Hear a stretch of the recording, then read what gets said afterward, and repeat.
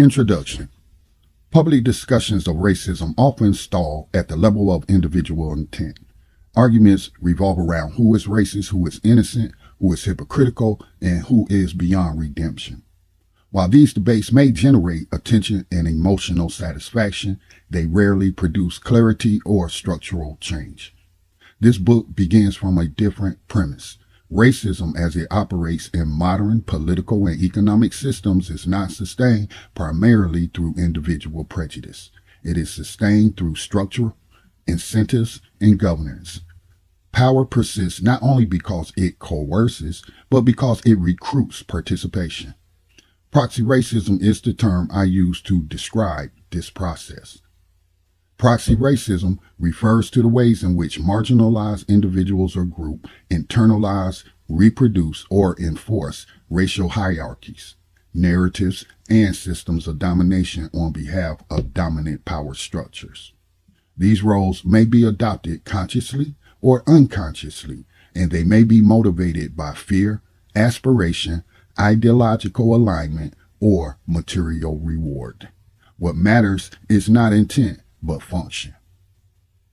Throughout history, systems of domination have relied on delegation. Colonial administrations governed vast territories by recruiting local intermediaries.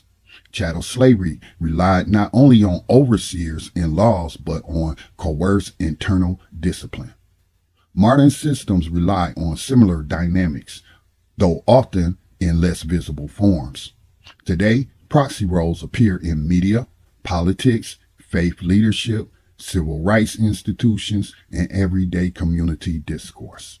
This book does not argue that marginalized people are the source of oppression, nor does it suggest that survival strategies under coercive systems are morally equivalent to domination.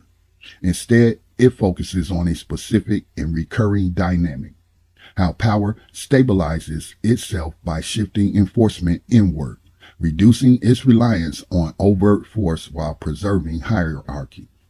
Proxy racism is not a theory of blame, it is a framework for analysis.